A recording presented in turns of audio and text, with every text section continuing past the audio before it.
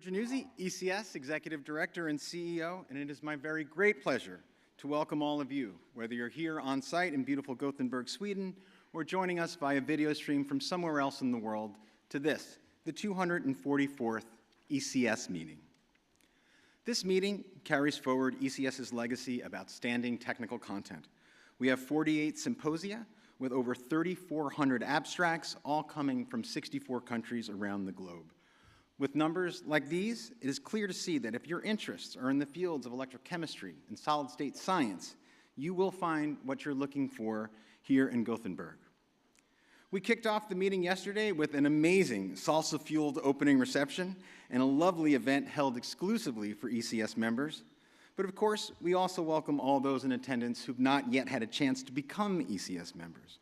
We hope that you will consider joining the Society so that we can see you at our next members-only event, which will be taking place at the spring meeting in 2024 in San Francisco, California. In the meantime, please do let us know if there's anything we can do to help you make the most of your experience here at this meeting. You know, ECS is incredibly fortunate to have a diverse array of general meeting sponsors shown here who help bring these events to us. We are very grateful, too, to our symposia sponsors. Seen here are our platinum and gold sponsors, the U.S. Office of Naval Research and Gelest Inc. of Mitsubishi Chemical.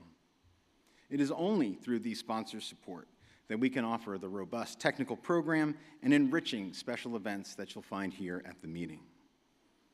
I want to give a warm welcome, too, to our institutional members who support ECS through their annual organization's membership, participation in our meetings, and engagement with our publications. And it would simply be impossible to produce these meetings without ECS's divisions and sections. They are a vital source of technical know-how, brilliance, and financial support that drive our conferences and make them the outstanding events that they are. But it has been quite a long time since ECS held a biannual meeting on the European continent. In fact, the last time we were here was in 2009 in Vienna. And this meeting marks a triumphant return to the continent, being that this is the largest meeting, apart from the joint prime meetings that we host, that ECS has ever sponsored and managed in our 121-year legacy. That's quite an achievement, so we're really excited to be here in Europe.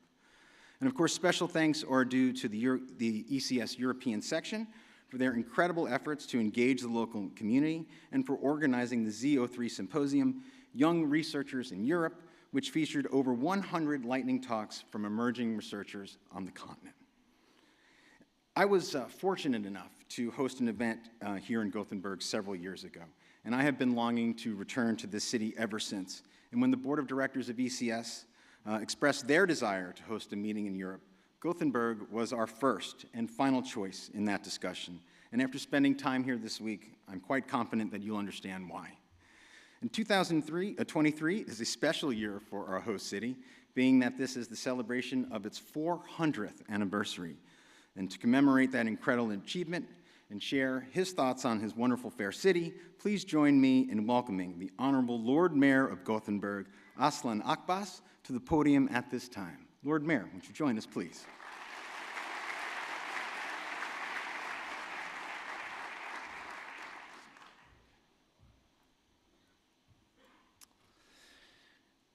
Distinguished guests, estimated research, ladies and gentlemen, participants from all around the world.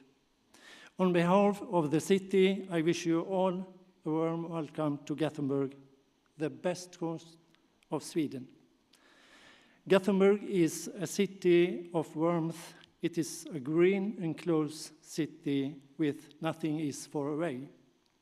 A sustainable city open to the world.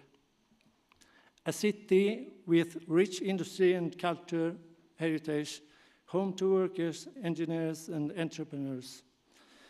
Gothenburg was founded for over 400 years ago in 1621 and was built and organized by the Dutch, the Germans, and the Scots. Gothenburg has since then undergone an exciting journey, embracing people, influences, and ideas from all around the world. And during recent years, Gothenburg has developed into a world-leading destination for sustainable meetings. I want to take the opportunity to say how much we, as a city, value and appreciate meetings such as this one, where we can show the prosperity and diversity of our city and region. Gothenburg, with its rich history, vibrant culture, world-leading gastronomy,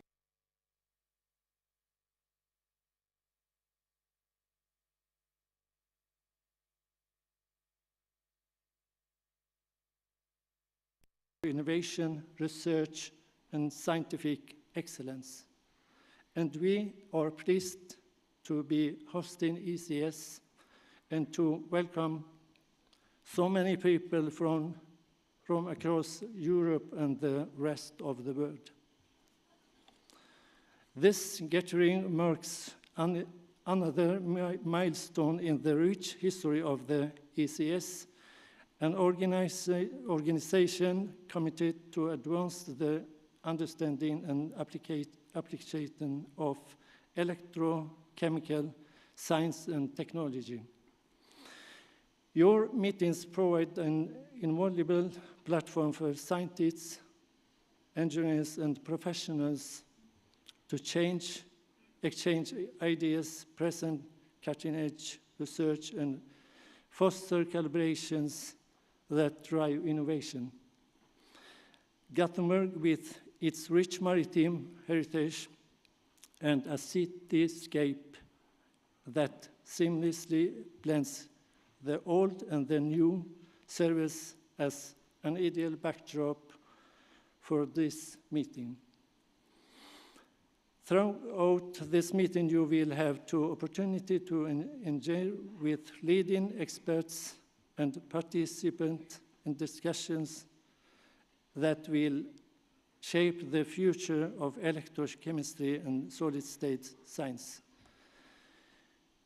Encourage you all to network, share your ideas, and build meaningful connection with your college.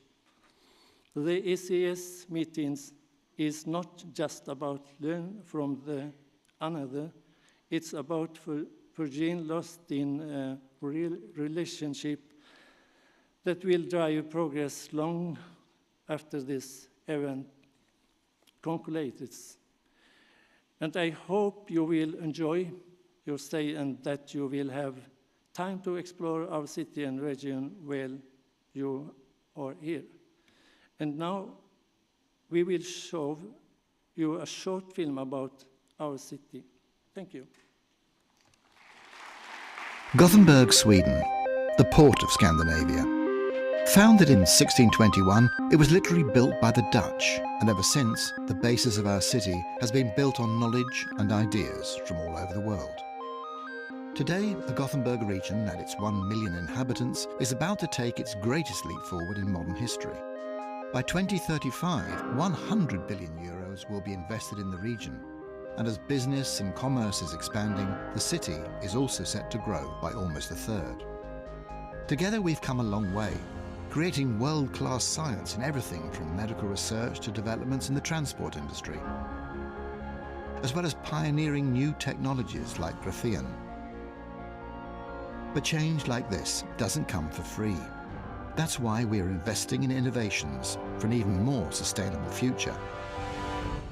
Welcome to Gothenburg, a city of innovation, a sustainable city open to the world. Thank you.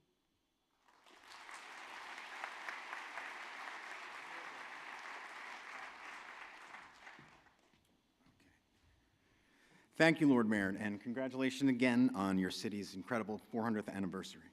And now, without further ado, it is my great pleasure to introduce Professor and Whitaker Endowed Chair in Sustainable Energy at Texas Tech and the founder and director of CASFER, the National Science Foundation for Advancing Sustainable and Distributed Fertilizer Production, Geraldine Bote. Madam President, the floor is yours.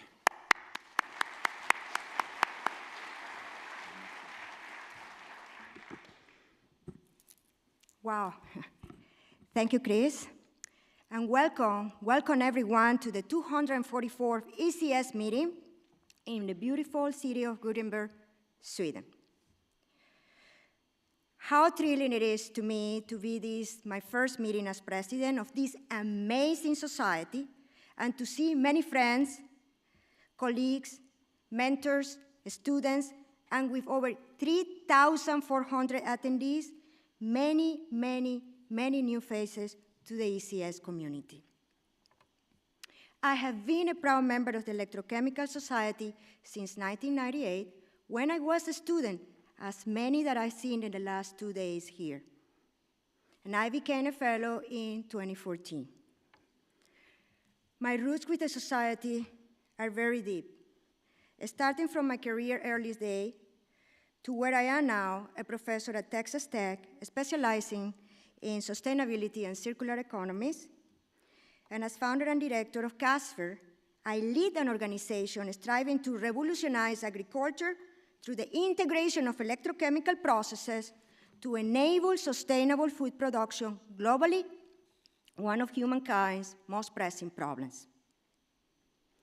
As president, I am built on our past and recent successes to inspire a broader awareness and understanding of electrochemical technologies' critical role in making positive change in our world.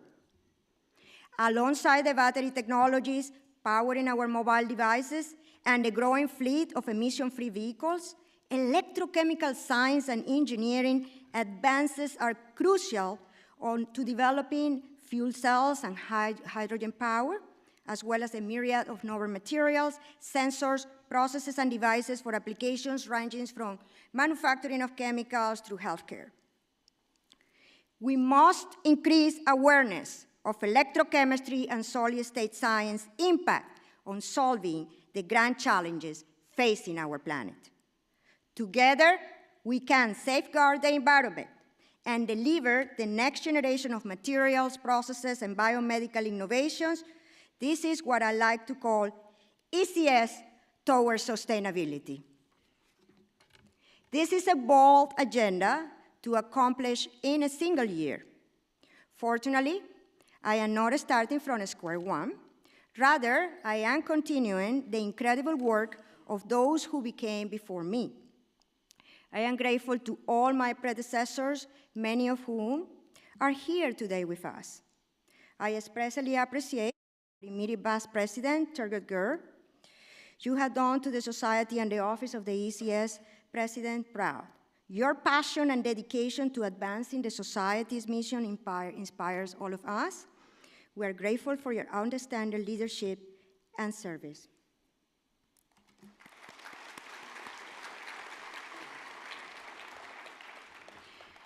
But ECS members have unprecedented opportunities given our technology's central role in addressing the planet's sustainability challenges.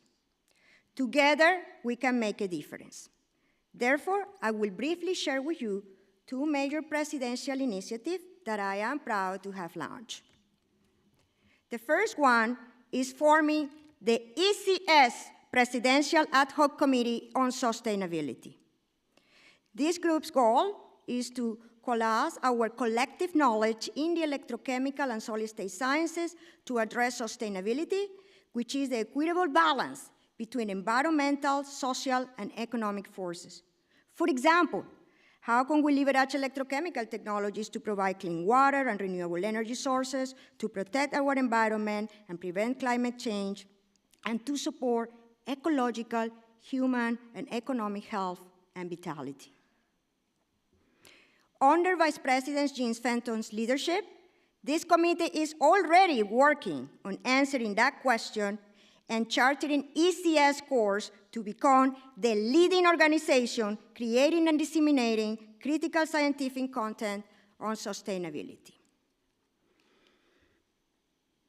And the initiative that I hope will be the cornerstone of my presidency is forming the ECS Presidential Ad Hoc Committee on Diversity, Equity, Inclusion, and Engagement.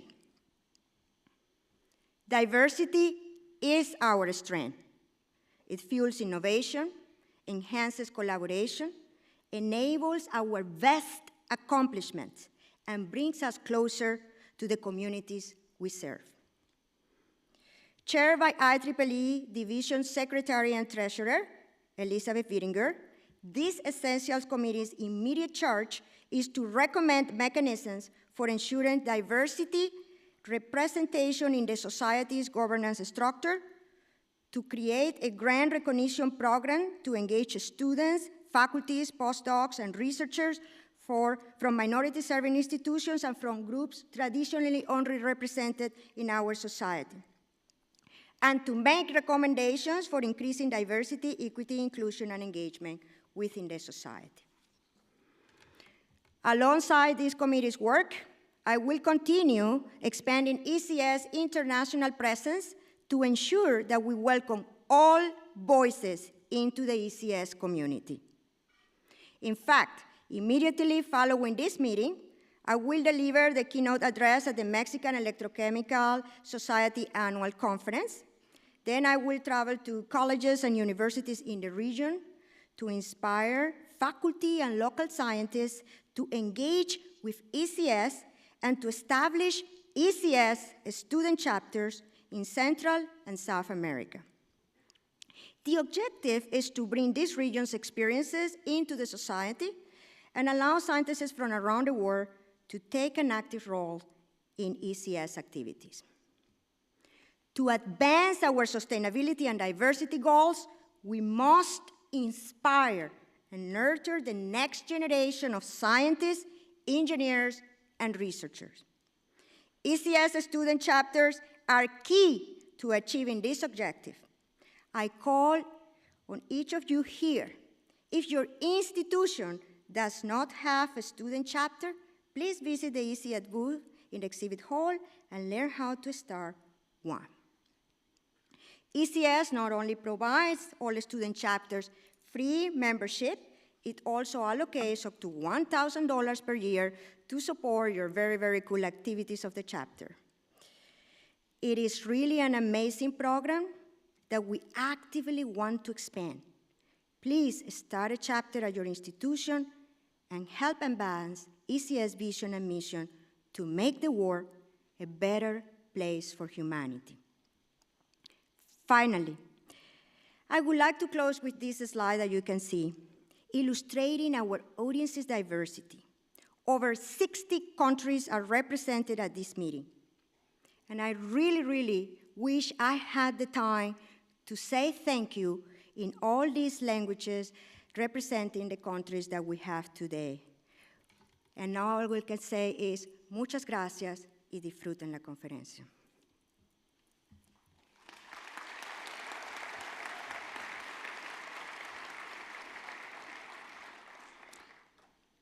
While this meeting is about looking forward, we're also here to recognize our community's accomplishments, honor our members' contributions, and to celebrate. Therefore, we will now move on to the ECS Award and Recognition Ceremony. In addition to this year's awardees, we will also be joined by previous winners who, due to the pandemic shutdown, have not yet been publicly recognized for their outstanding achievements. But first, I would like to congratulate our division and section award winners, whom you will find listed both online and in the meeting program. Please make a point to attend their sessions, where you can experience firsthand why they are being recognized by their peers for their technical contributions. Our first award is the Leadership Circle Award, which recognizes and thanks our institutional partners.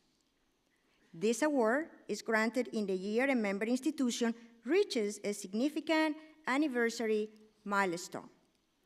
Today, we recognize Cummins, Inc. for their 5 years of institutional membership and dedication to the Electrochemical Society. Here to receive the award is John St. Pierre, Technical Advisor at Cummins.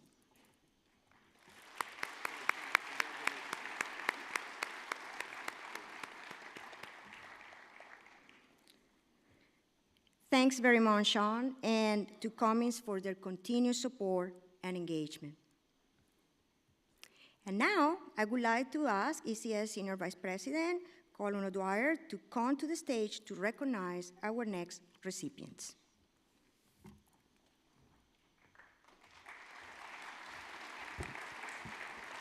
Thank you, Jerry. The 13 divisions of ECS ensure in-depth coverage of the Society's broad technical domain. Over the course of their 2-year terms, division chairs not only oversee all affairs of their respective divisions, but they also provide stewardship at the Society level by serving on our board of directors. As part of that board, these chairs help to shape the future of our organization, and so we're truly indebted to them for their service. So please join me in recognizing the following past division chairs. Paul Gannon, High Temperature Energy Materials and Processes Division Chair, 2019 to 2021. Jennifer Height, Electronics and Photonics Division Chair, 2021 to 2022. And Jamie Knoll, Corrosion Division Chair, 2020 to 2022.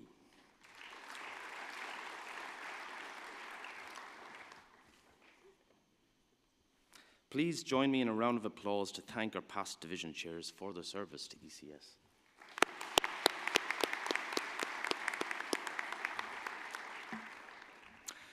And now we'll recognize a member who has served in the executive leadership of ECS throughout his work as an ECS Society officer. We would like to recognize the 2022 to 2023 ECS President Turgut Gur for his commitment, dedication, and visionary leadership of the Society.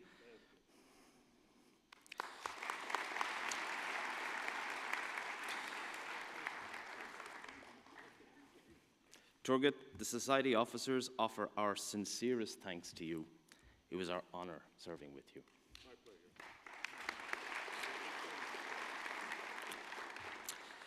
The distinction of Fellow of the Electrochemical Society recognizes advanced individual technological contributions in the field of electrochemical and solid-state science and technology, as well as active membership and involvement in the affairs of ECS.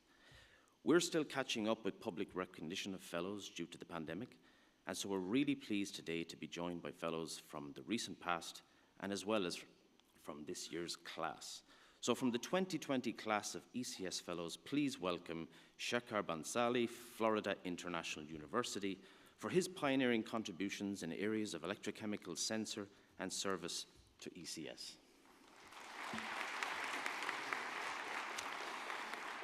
Rosa Palacin, Institut de Ciencias de Materials de Barcelona, for outstanding and impacting contributions to lithium, sodium, and calcium-ion batteries, and for service to the Society.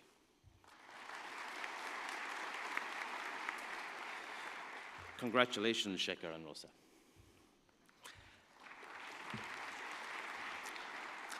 And now we recognize members of the 2023 class of ECS Fellows.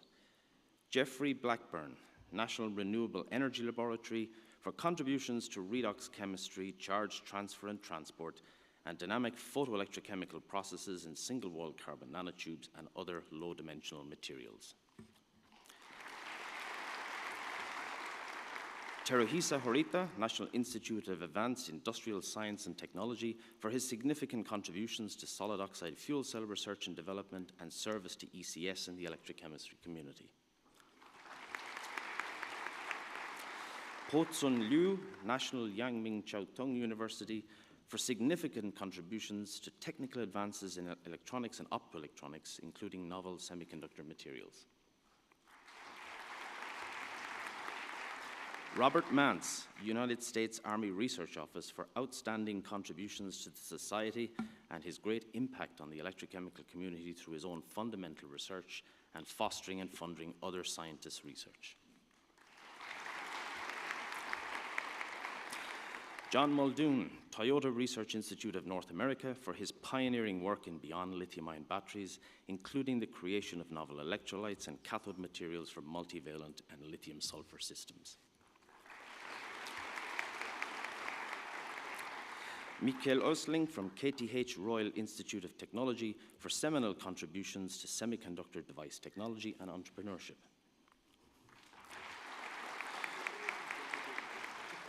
Brian Pivovar, National Renewable Energy Laboratory, for technical contributions in the areas of fuel cells and electrolyzers and global leadership in the promotion and adoption of hydrogen as a carbon-free energy carrier. Minhua Xiao, Hong Kong University of Science and Technology, for his outstanding achievements in fundamental understanding in electrocatalysis and materials design and synthesis for electrochemical energy conversion and storage devices. Peter Strasser, Technische Universität Berlin, for his formative contributions to the science of oxygen electrocatalysis and to our mechanistic understanding of catalytic CO2 electroreduction.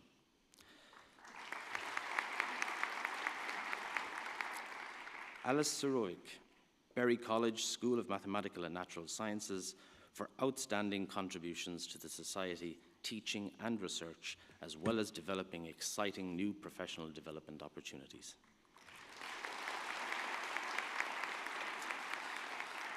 And Bilge Yildiz, Massachusetts Institute of Technology, for outstanding contributions to understanding and controlling ionic defects, charge transport, and catalysis at electrochemical mechanically coupled oxide interfaces. To the members of the 2020 and the 2023 classes, it's the Society's honor to welcome you as Fellows of the Electrochemical Society. Congratulations all.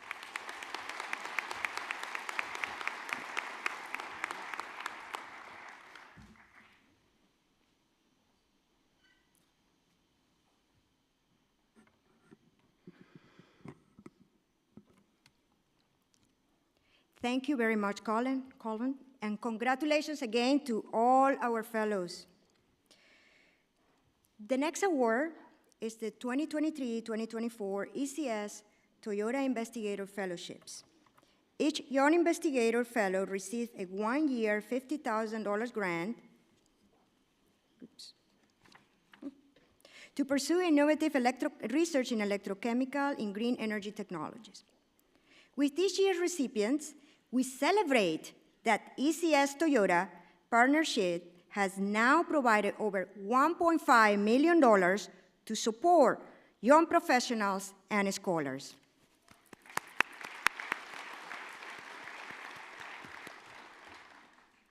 Please join me in congratulating this year's two ECS Toyota Young Investigator Fellows. John Shine-Bai from Oak Ridge National Laboratory, who is unable to join us today, and Josh-Sean Lee from the University of California, Los Angeles.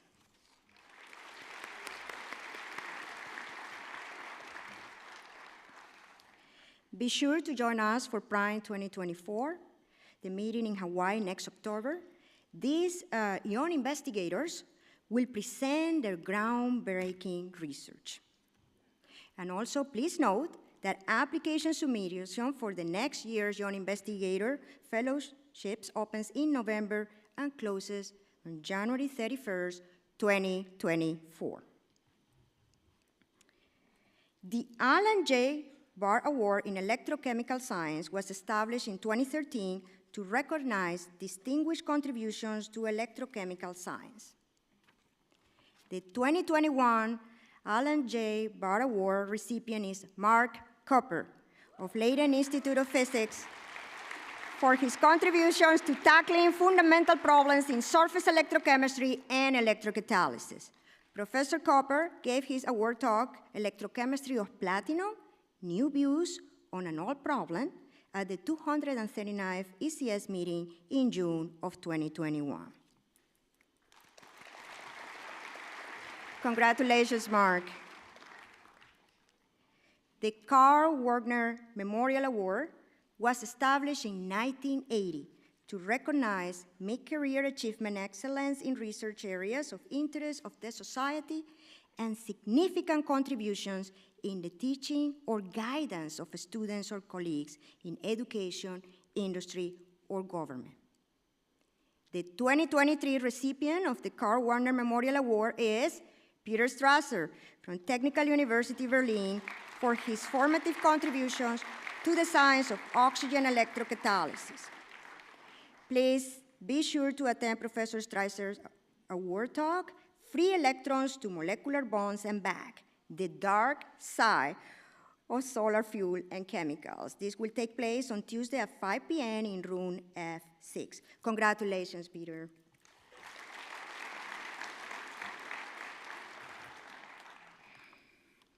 The next Society Award is the All-in Palladium Award, which was established in 1950 for distinguished contributions to the field of electrochemical or corrosion science. The 2023 winner of the All-in Palladium Award is Jeff Dan of Dalhousie University for his enduring contributions to lithium and lithium-ion battery science and technology and advancement of all aspects of battery development. Professor Dan's award talk, Our Path to Long-Life Lithium-Ion and Sodium-Ion Cells, is on Tuesday at 11 in room A4. Be sure to attend. Congratulations, Jeff.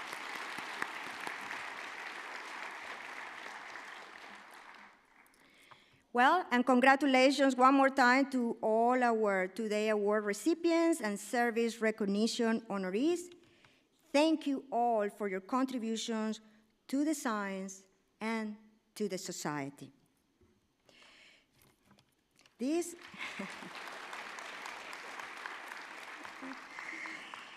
concludes the ECS Awards and Recognition Ceremony, and it is time to move into the ECS Plenary Lecture.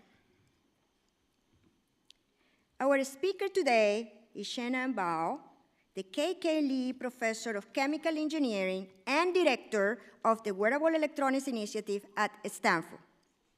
Professor Bao received her PhD in chemistry from the University of Chicago in 1995, then worked as a distinguished member of technical staff at Bell Labs Lucent Technologies from 1995 to 2004. She joined Stanford in 2004 and served as Department Chair of Chemical Engineering from 2018 to 2022. Professor Bao has close to 700 referee publications and over 80 US patents. She has received numerous awards and is a member of the National Academy of Engineering, American Academy of Arts and Science, and the National Academy of Inventors. Ladies and gentlemen, please join me in welcoming Professor Shannon Bao and her talk, Skin-Inspired Materials for Sensing Soft Integrated Circuits and Next Generation Batteries.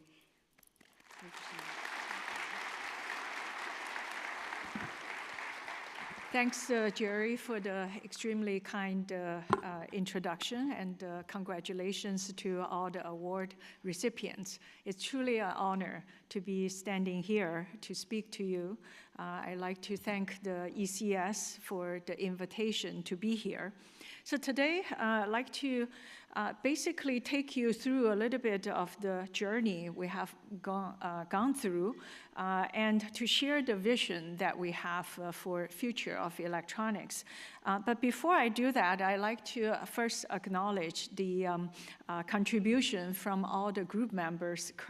This is my current group, but many past members, and also many collaborators from different disciplines for their help and also for teaching us new knowledge in different areas so that we were not, or I was not originally trained for, and of course funding support. And I will acknowledge the students and postdoc who did the work throughout my talk.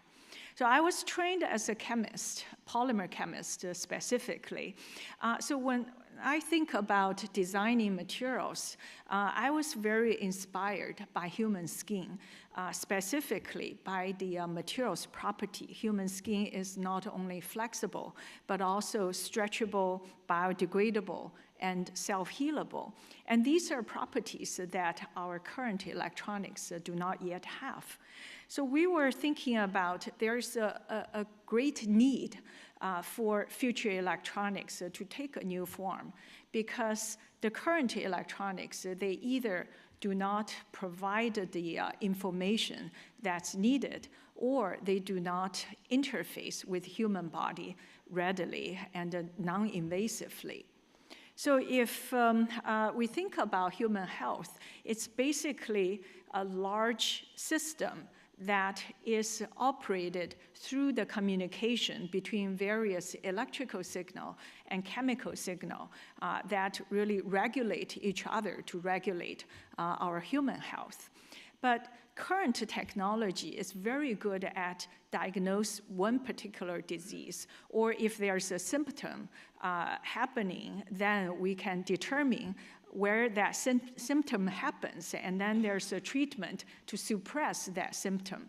But then even if the pain may be happening at one particular organ, but the origin may actually come from a completely different part of the body. So as a result, if we're able to understand how different signals regulate each other, then potentially it can provide us new information about human health and develop a new treatment method. So we would want to develop tools that can understand or sense such information at a cellular level, basically tens of micron resolution, but they have to be spread over a large area. So you may say that, well, current silicon technology is already very well developed. You can integrate millions of transistors, billions of transistors, and many, many sensors all into a very, very tiny region. You can implant them. Yes, in particular, that's the advantage of silicon technology. That is, it's very, very good in measuring information at high resolution in a very, very localized region. So that's what's the current paradigm of sensing systems. That is the signal conditioning, signal processing circuits. They all are coming from silicon. Sensors can be made to be soft and stretchy, but the soft and rigid, they cannot be combined together, so they have to be separated. As a result, sensors are separated from the rigid components, and these sensors, they cannot really spread over a large area because the tiny signal, especially if we're interested in cellular level resolution of signal, then if they have to transmit over long distance, that will, the signal to noise level will be significantly decreased. So as a result, you can get a few sensors very closely placed to the rigid components, and you can indeed make patches that can measure information.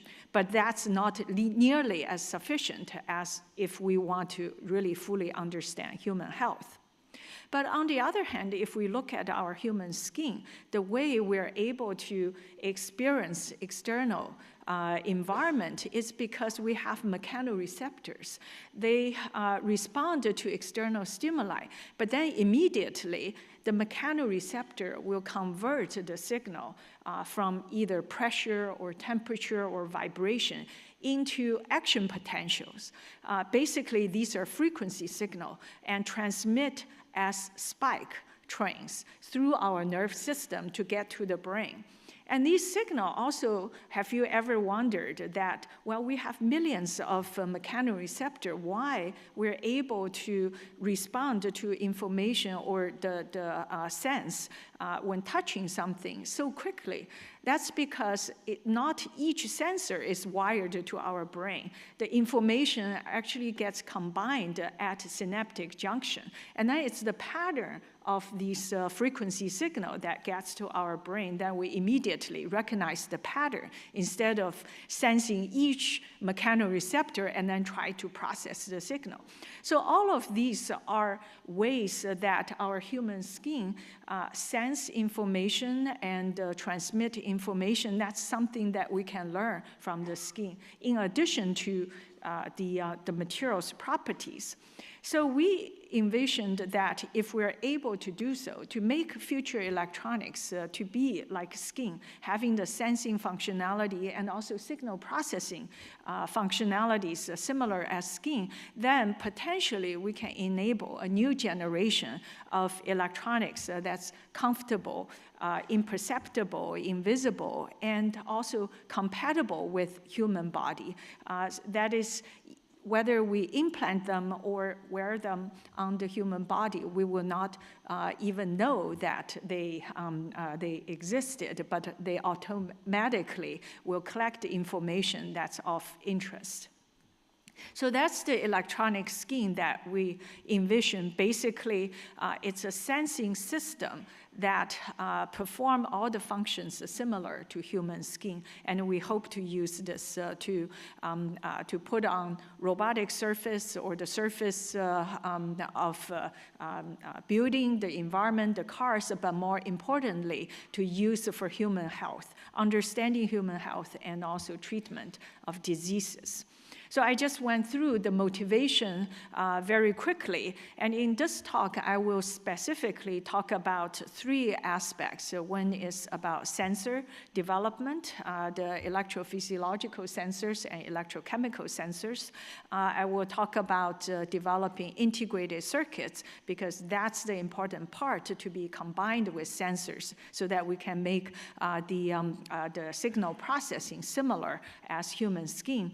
And then finally, with the materials development, it actually promoted us to look at how these materials can be applied in other areas. And specifically, we found that in the battery area, there are unique opportunities actually for skin-inspired materials. So I'll give some examples related to that.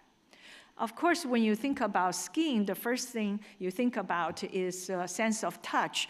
That was the initial work we actually started in this field, which is to develop a pressure sensor that can sense gentle touch of using artificial skin that even exceed the sensitivity of human skin, basically based on this pyramid structure. I'm very pleased that actually just a week ago, our first product based on soft electronic skin using the first version of sensor that we developed with capacitive sensing actually received FDA approval for baby continuous blood pressure monitoring. Of course, it's all, the product development was all headed by my co-founder, CEO, Dr. Zina Kwon, and the team at Premise, which I co-founded. But I'm very excited that now there will be a first product with electronic skin that will be in the hospital. It's not going to be a consumer product. It will be in the hospital to be used in intensive care. But pressure sensor is not what I'm going to be focusing on. Pressure sensing is one of the sensing. That's the straightforward link to the human skin. But different kinds of sensors can all be part of the electronic system. The electrophysiology recording is extremely important for us to be able to understand the movement of our body from the muscle, that's the EMG signal, the brain, how brain is processing information, that's through the EEG signal, as well as the heart, ECG signal. And all these signals are throughout our body. But currently, the measurement tools that are used for such measurement, they're very bulky, and the size of the electrodes have to be very large, and they do not, they are not able to collect signal while not causing inconvenience to the human or not being non-invasive. There are a variety of different probes that have been developed for measuring in high resolution, but you can see those are either metal probes that are needle-like, that have to poke through the tissue and can potentially cause damage, and also the scar tissue formation will reduce the signal to noise level. And more recently, there are starting to be some soft and flexible electrode arrays being developed. But in that case, metal electrodes are being used. But there is a significant drawback to the metal electrodes. That is the impedance between the metal electrodes and the tissue. tends to be very high, especially at lower frequency, the frequency below kilohertz range, which is the range of frequency of interest for EMG, EEG, and ECG. They are all signals that are at below 1 kilohertz. But on the other hand, with conducting polymer, actually soft electronics, they actually have advantages here. That is because such materials tend to have large surface area and also can have transport of ions. So as a result, if you look at the equivalent circuit, there's a large capacitive component with soft materials. So as a result, the impedance at a lower frequency is actually much lower compared to that metal. So the consequence is that if we use conducting polymer as the electrode interface, then they would reduce the increase the signal to noise level if you use the same size of electrode. On the other hand, we can also shrink the size of the electrode to measure single cell level resolution without losing too much signal.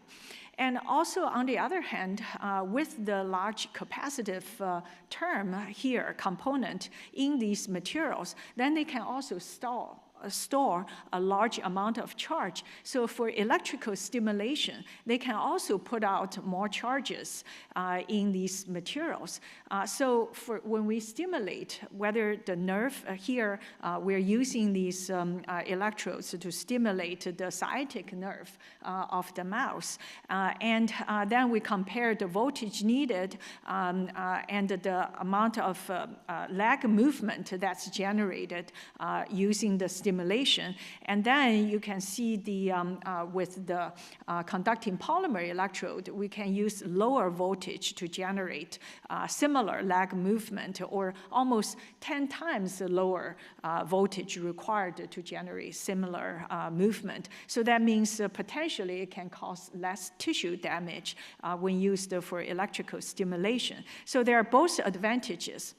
But on the other hand, the current conducting polymers, they are either not soft, not stretchable. They are, even though they are polymers, actually a lot of the polymers, the modulus are in the gigapascal range or even close to terapascal. And the soft ones are not very conductive. Then we don't get the benefit of both worlds. So the challenge is really to develop conductive polymers that are stretchy and also low modulus and high electrical conductivity. So one concept that we used to overcome this challenge is to design suitable molecules to incorporate a dual network in the polymer. So we have the network that's already the conducting polymer, but just the conducting polymer itself, if we don't tune them to have the right morphology, if they take the spherical morphology, spherical particle-like morphology, they don't conduct electricity well because you need many, many particle-to-particle junctions in order to conduct electricity. So we need to induce the morphology to form this nano-confined nanofiber structure. So to do that, we will incorporate a polymer, the PEG polymer that's used for ionic conductor very commonly. But PEG, in this case, similar as for ionic conductors, the crystallization is undesirable. The crystallization will make a rigid, brittle polymer matrix, and then we would not get the stretchability. So in order to overcome the crystallization issue, we threaded the polymer with these rotexing molecules because they prevent the polymer to get close to each other to prevent crystallization. But on the other hand, we have many handles. We can incorporate cross-linkable groups so that we can make another network that's stretchy to hold the fibers of the conducting polymer. So as a result, we have both extremely high electrical conductivity, several thousand Siemens per centimeter, similar to indium tin oxide level of conductivity, but it's stretchable to 100% strain that we can utilize. So using this, then we can start making high-resolution electrode arrays. So this is a soft array that we were able to place or implant in the brainstem region, which is shown in the figure. That's where the spinal cord and the brain intersect. In that region, the constant neck movement will cause damage cause damage to the brain tissue if there's anything rigid to be placed there. So on the right side, you see the histology image. One image is with the soft array with low modulus. On the right side, we use a plastic substrate. A plastic substrate typically have gigapascal of modulus, and you see the plastic substrate actually cuts into the tissue very quickly. Even just right after the implantation, we notice the damage to the brain almost right away. So that highlights the importance of having low modulus. Then moving from electrical, physiological sensing, that's one very important sensing parameter we would like to achieve in our sensing system because of its relevance to understand human health.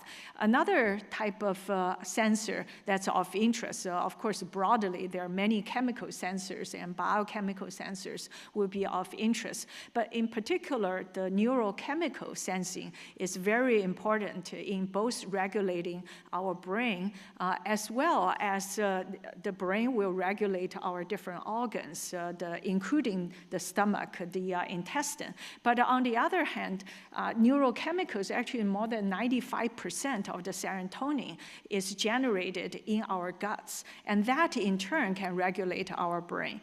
So being able to measure neurochemicals reliably and selectively is very important. And previously, the carbon fiber has already been used for measure neurochemicals, and also there are groups using carbon nanotubes and other materials to measure neurochemicals. But if you look at the carbon fiber, it's still very rigid, and you can only have one sensor per carbon fiber, so it's not possible to get information from the depths of the brain and also over different regions of the brain. And on the other hand, our intestine actually is very soft and constantly moving around. So it's hard to imagine having such a rigid probe to be probing into the intestine. So the solution we developed is this electrochemical sensor. Basically, the sensor detects the serotonin or dopamine using electrochemistry, oxidative reaction, and then we can see the peaks of oxidation potential that's depending on different species being sensed, then they have a corresponding electrochemical oxidation potential. But to make the sensor sensitive and also selective, we found that introducing catalytic sites are very important. We introduce these iron oxide type of catalytic site by first mixing them into the precursor into a polymer, and then this polymer was subsequently converted into this very high surface area graphene using laser carbonization. And then we embed these graphene into an elastomer so that we can have an elastic sensor that can have multi-arrays of these sensors with high sensitivity. And a number of different neurochemicals that are of interest can be sensed, and also their oxidation potential can be differentiated depending on what kind of chemicals they are.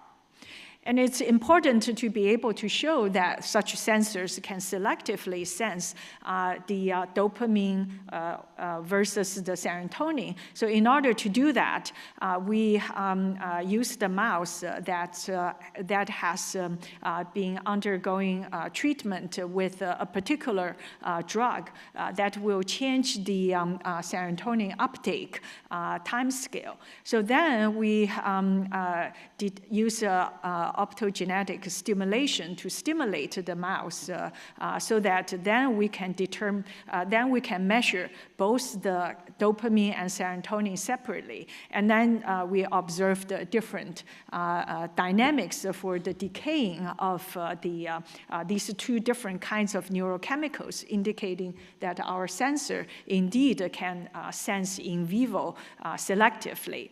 And these sensors were able to be implanted for multiple weeks and still be able to sense these chemicals. So this is the experiment that we are most excited about, because this is the first time that the neural probe is placed both in the brain and also in the intestine of a weak mouse. This mouse is not under anesthesia. And in this case, it's only possible because the probes that's inserted, especially in the intestine, is a soft probe. Otherwise, anything slightly rigid will cause discomfort, and it's not possible for the mouse to behave normally. And then we train the mouse so that the mouse knows that chocolate is something this mouse likes. And as soon as the mouse sees chocolate, we were able to detect a spike of dopamine. And then after the mouse eats the chocolate, the serotonin is incorporated into the chocolate. And then once it arrives at the intestine, then we were able to measure the arrival of the serotonin. So this is the first such experiment showing the feasibility. Next, we are working on trying to understand the regulation between the intestine, the gut serotonin generation and the brain with neuroscientist collaborators. So now I touched upon a little bit about the sensor. Then I want to move to the integrated circuit part, because just having the sensor is not enough. It gives us analog signal, and the analog signal needs to be digitized and also amplified immediately after sensing so that we won't lose the signal.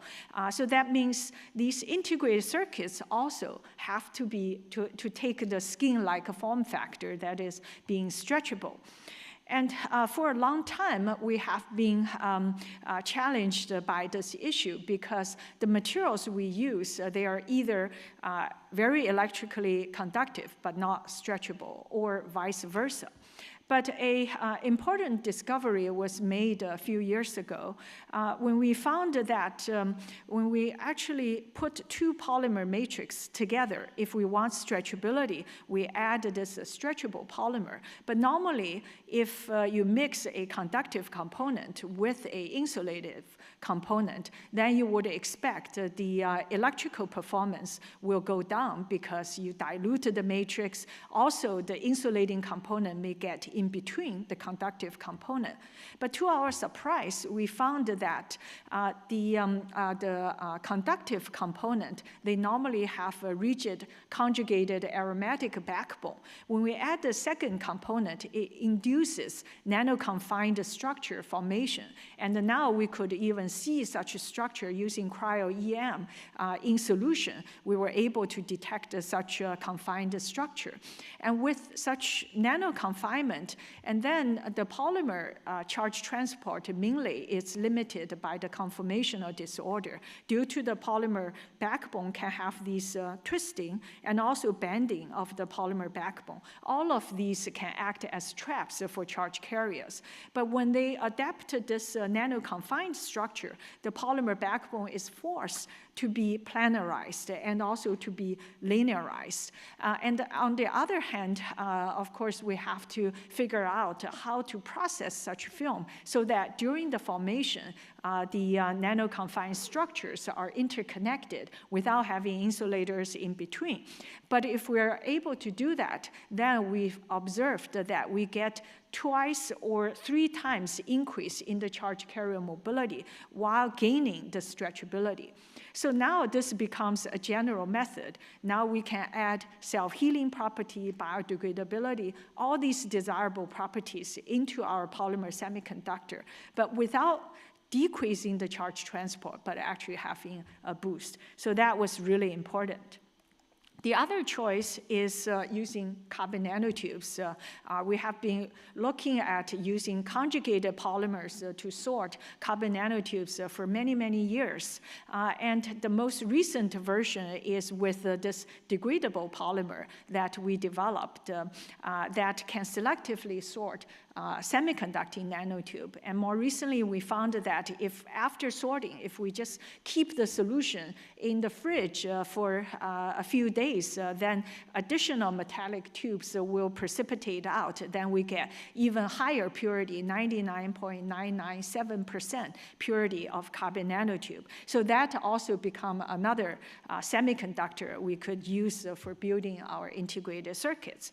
So this is a different generation of integrated circuits that we have been building using this type of materials that we have developed. And of course, they have to be combined with patterning, processing, development. But if we do all of that, then now we have several generations. The first and second generations have performance similar to that of amorphous silicon, but they are all soft and can have high resolution in terms of patterning. And then the latest generation is with carbon nanotube as the semiconductor. And then we see a further enhancement in the charge carrier mobility into the polysilicon level. And now our processing allows us to have a density of device of 100,000 transistors per centimeter square. It's still far from the resolution of silicon integrated circuits, but it's sufficient for us to build miniaturized integrated circuits right next to the sensing front. So that's the generation 3 electronic skin that we recently were finally able to build that contains no rigid component. All the components are made with skin-like soft materials, including the sensors and the integrated circuits. This integrated circuits digitize the signal, converts either pressure information, you see the lower part has the pressure, different pressure, then the small circuit contains 54 transistors, converts the sensing signal into spike train signal. And with temperature change, also it converts into spike train signal. And then this kind of signal, now we show that we can directly take the signal and then stimulate the brain in the segmental-sensory cortex region of the mouse. And then we can record the signal from the motor cortex, which is the signal projected from the segmental-sensory region. And then the motor cortex region signal will instruct our muscle to have movement, a different movement. So now we finally complete the whole circle that electronic skin is supposed to be able to realize. But on the other hand, these integrated circuits could serve for a variety of different applications with around the megahertz level of speed. They can be used as an active matrix for sensing large arrays of sensing arrays to reduce the number of wire connections, and also used for analog to digital conversion, multiplexing, as well as amplification. One question you may ask is that, well, electronic skin is flat, two-dimension, so it's very good to be placed on the surface of the body. But then for implantables, they tend to all have this one-dimensional structures to be inserted in the body to cause minimum invasive to the human body. So how do we really fabricate sensors and integrated circuits onto such kind of one-dimensional structure? So we just placed this work online. Basically, we can perform all the fabrication that we have figured out on the two-dimensional sheet. And the advantage of having soft electronics is that you can deform them, you can roll them up, you can twist them and bend them. They will not damage the electronics or the materials. So we can fabricate all these sensors and integrated circuits down the road, all using conventional techniques that we have been using, and then just simply roll them up. This becomes the neural probe that we implanted into the gut that contains multiple sensors. With this, we can fit in with a 1 millimeter or diameter of 250 micron. We can fit in 150 sensors inside the probe, but also on the external surface. I want to acknowledge another research group simultaneously also have been developing similar approach. So we discussed with each other and we posted the work on the same day on bioRxiv. So I'm very excited that now, finally, for the first time, our soft probe now can record single neuron activity after implantation into the mouse. And this is the first time really ultra-soft probes that's possible to record single neuron signal, while all the previous work all use high modulus devices. So we think this will be very promising, especially for application in human, where we need long probes go into the deep brain and also implant for long term. So the final aspect I'll quickly mention is really our materials development on skin-inspired materials. So one of the aspects is self-healing polymer. And developing these materials inspired us to start thinking about what other applications we could leverage such material. One particular area is in the battery application. So for the self-healing, to achieve self-healing in these polymers, basically, unlike conventional polymer, they are held together with covalent bonds or covalent cross-linking. The self-healing polymer that we develop, we also call them dynamic polymer networks. So basically, they are held together with hydrogen bonding. These are bonds that are reversible, that can break and reform at room temperature. So this allows us to repair such material. And the other unique aspect of such material is that at long time scale, these materials behave like a liquid. And short time scale, they behave like a solid. So that's why also this is a dynamic material. A very good example is silly putty. If you try to pull it very quickly, it will break like a solid. But if you hold it, then just wait for a little bit, it will drip like a liquid. So this is the type of material we work with. And then the especially important thing is to control the dynamic bonds. And the strength of these bonds can tune the mechanical property of these material.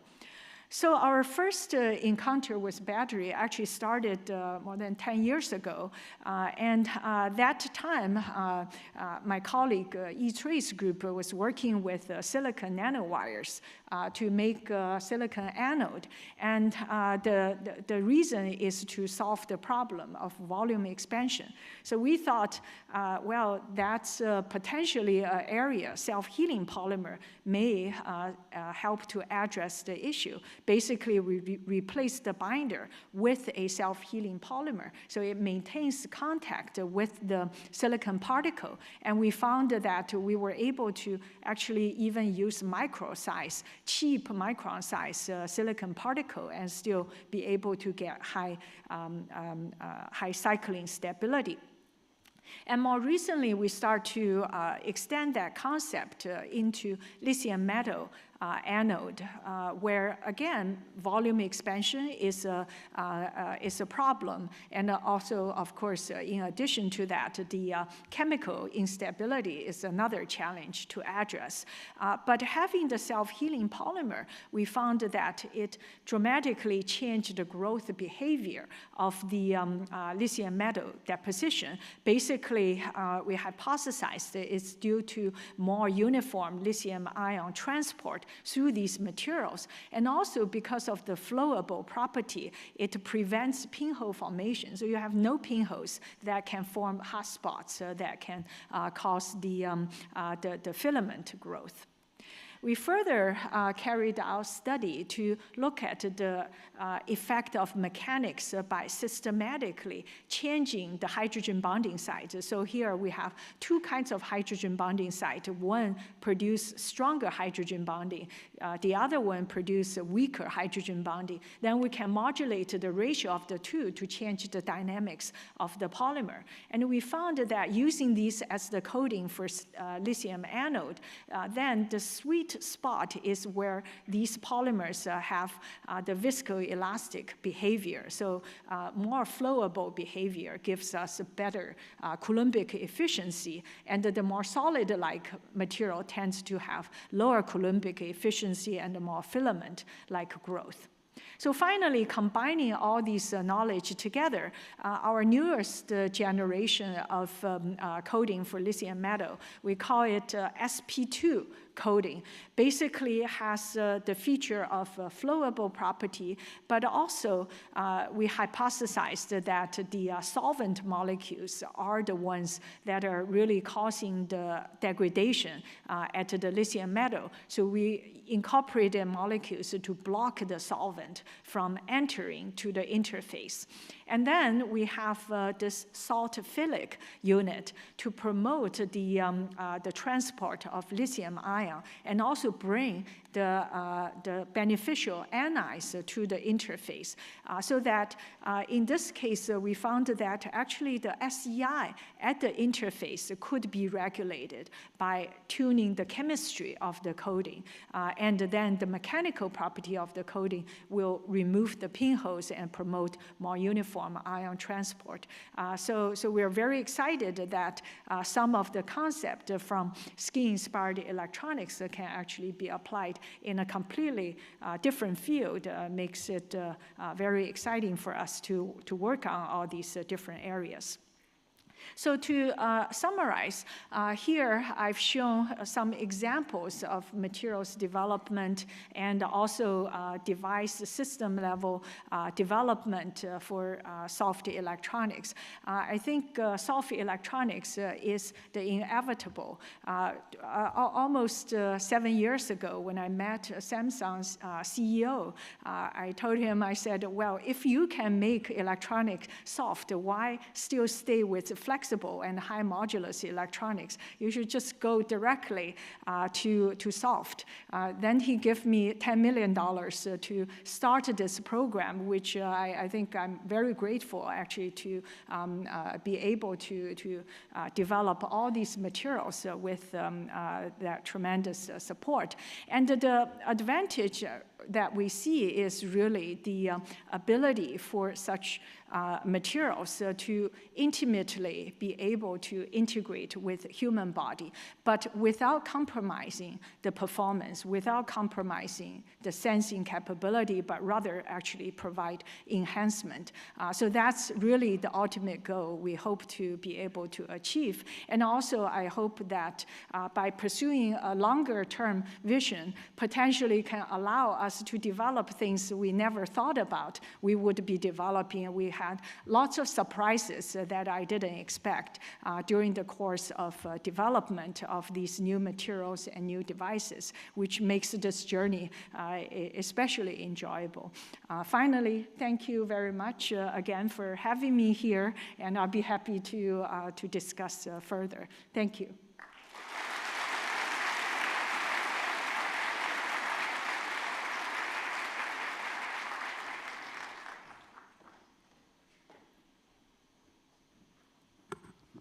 Wow, what a fantastic presentation, Professor Bao. So we're going to move into the Q&A session, and for that, I would like to invite Senior Vice President Colin O'Dwyer to help me facilitate this session. So we'll move over there.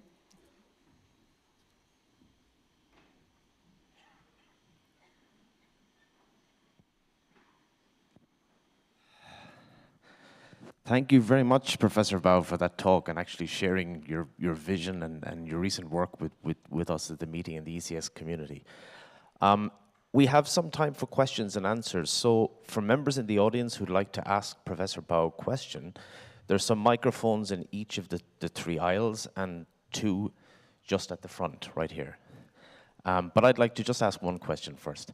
In a general sense, over your career trajectory, when you look back, what was the most interesting part of the journey in developing a new technology and finding out it has an application, or searching for the application or the need first and then trying to develop the technology to fix it?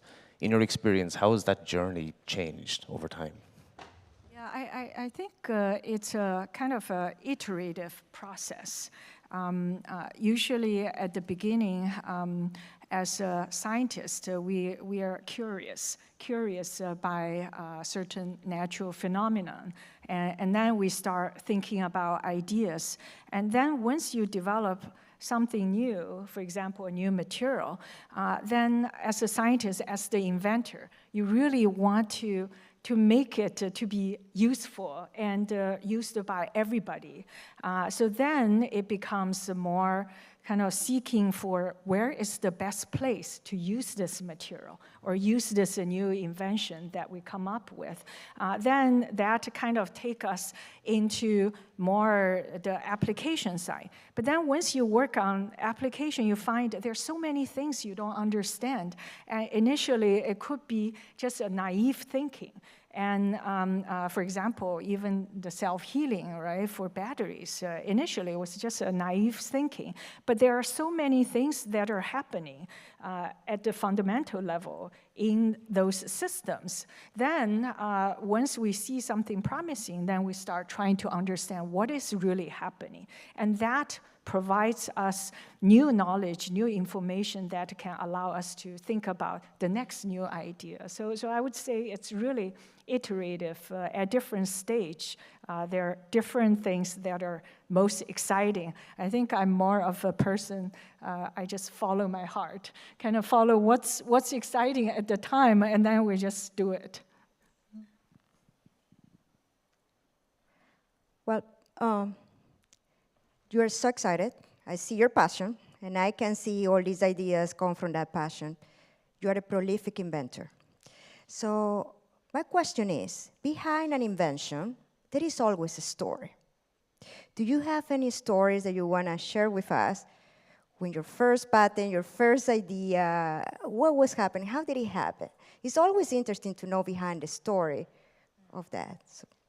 Well, I think after filing so many patents, actually I find it's easy to file a patent, but to make a patent actually to become reality, right, to become a product, or even to license a patent, that's super challenging. Licensing is the most difficult. Large companies do not really want to spend or risk to develop things that are very early stage. So essentially, I find that if we want our technology to go somewhere, then we have to spin-off company ourselves in order to further develop it. Otherwise, the patents are just going to be a pile of papers, and then eventually they will expire. Yeah. So so that's my thoughts about patents. And when it comes to the polymer development, so you've been doing that for a really, really long time. Do you see any challenges going forward in terms of fluoro-containing polymers, sustainable ones, biodegradability, recyclability? So we're talking about electronics development for many applications, right through to health and integration with bodies. What do you think are the biggest challenges in the future when it comes to the material itself, and what does the industry need to look out for if it develops that way? Mm-hmm. Yeah, definitely the biocompatibility is a big issue to learn, to study, because now there are so many new materials that are available, and there have been very, very little study about their long-term implications. So I think that's an area of study that's very much needed, and it's not yet done. And certainly the concerns about fluorinated materials, that's a real concern. And so we will have to think about alternatives. And now essentially for the solutions we have, then we always start thinking about a fluorinated version and a non-fluorinated version, and incorporate that early on in the design. I think we have somebody in the audience to ask a question. Yeah, thank you very much for your talk. It's really fun to see such a broad swath of development and the steps that it led to where you are now with your group. I'm wondering, so you have the sensors that don't damage the soft tissues inside a mammalian body, and you think, okay, what would be really nice is to have that fully implantable version that either has a power source or a way to access power. Are you working towards that actively right now, and what are the main challenges associated with that? Mm-hmm. Yeah, so power supply is a big challenge still for implantables and wearables. So the intermediate solution we're working with, of course, the long-term solution is to have batteries that are soft and also implantable, and also potentially maybe batteries that operate in aqueous environment and have all the biocompatible components, but that will be the long-term solution.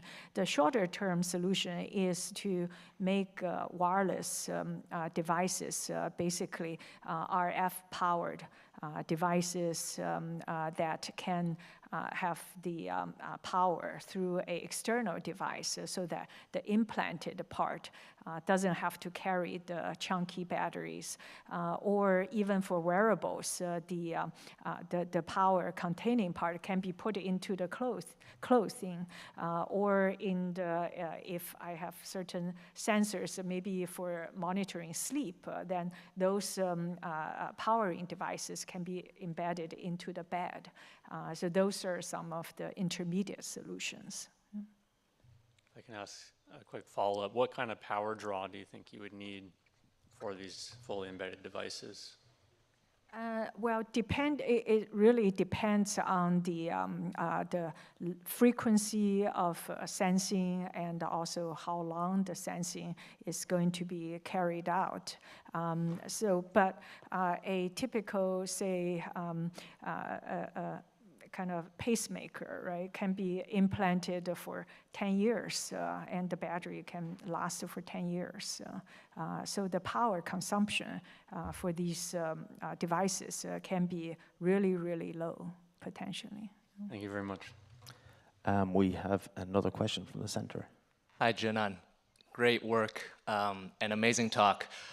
Obviously, I think such great work really requires a really strong team as well. I think it's amazing that your group alumni, almost 100, are now faculty.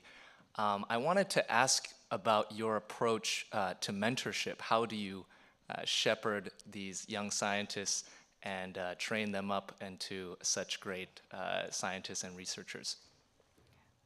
Thanks, Yu Zhang, for the question, and also congratulations to your award. I think also for mentoring, I learned through the process of mentoring students. I think the important thing is, because as one person, it's impossible for me to be able to do all the mentoring I wish I can do. So one of the approach is to really create a culture in the group where everyone in the group is serving as a mentor to each other. Then I can leverage all the expertise in the group to help the student to receive the mentoring that's needed. But that doesn't mean that I don't do my part, but then I can focus on aspects maybe other people's mentoring may not be able to serve. Then we can complement each other in terms of making sure the entire group is most productive and everyone has the best experience possible in the group. And one more question. Thank you. No, fascinating work. I was just curious. We talked about skin, and then suddenly the sensing it is going down, right? My back of the head was like your signal strength would go down, so signal to noise might actually degrade, because signal was an area function if you're picking it up. Your length scale for the noise is probably the same. So maybe something else going on. I'm just looking at pure electrical terms. So just a suggestion to, for some of the things it might work, for some it might not, just a comment. And just a suggestion, I mean, I'm looking at this and I'm saying, you could probably be generating a new class of cochlear implants. So. Thank you. Thanks for the comments.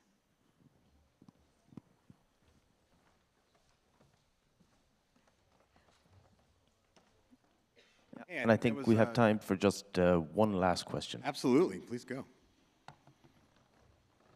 Thank you for the opportunity. So I think skin is really fascinating in terms of like it's kind of sensing so large area. And so I was wondering from better perspective, like say, better safety, sensing is really important. But right now, if you realize the sensors, it's kind of like individual sensors, take so many wires, just almost impossible to sense everywhere. I was wondering, is it possible, kind of just like a skin? How can you implement so many sensors? Just a way, it's just so efficient, so small. Yeah, that's a really great point. When you have many sensors, how do you handle so many signal coming to the processor? So one is to have active matrix and be able to, just like our display.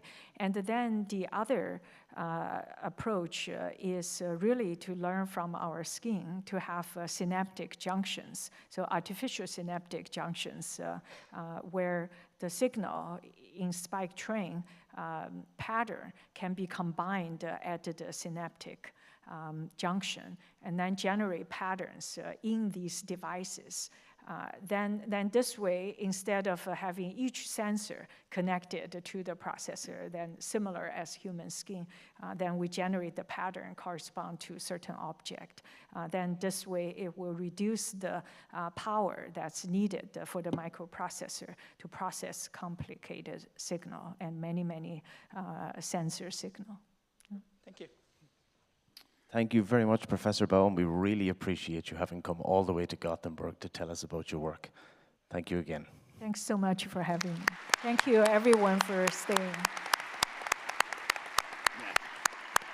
Okay, thank you again to Professor Bao and to Jerry and Colm for monitoring that session.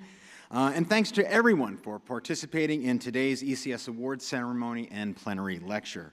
Before we wrap, I just want to mention that the 245th ECS meeting will be held in San Francisco, California, May 26th to the 30th, 2024. Abstract submission is actually open right now, and the deadline is December 1st, so please get working on your abstract submissions. We'd love to have them.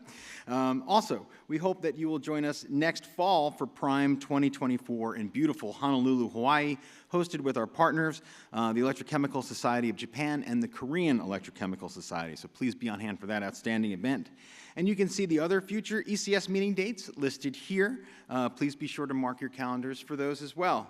And most importantly, the exhibit floor is now open, located just downstairs. Hors d'oeuvres and beverages will be available. So join us as we open tonight's technical exhibition and host the first general poster session. Please make it a point to visit our exhibitors listed here. While you're browsing the many posters, the exhibitors are very much waiting to interact and talk with all of you, so please be sure to stop by there. And this officially concludes the ECS Awards and Recognition Ceremony and the ECS Plenary Lecture with Professor Zhenan Bao. Thank you again, Professor. And thank you to everybody here, and I hope you have a fantastic week here in Gothenburg. It's really going to be a great meeting, so we're so glad you're here. Enjoy. Thanks a lot.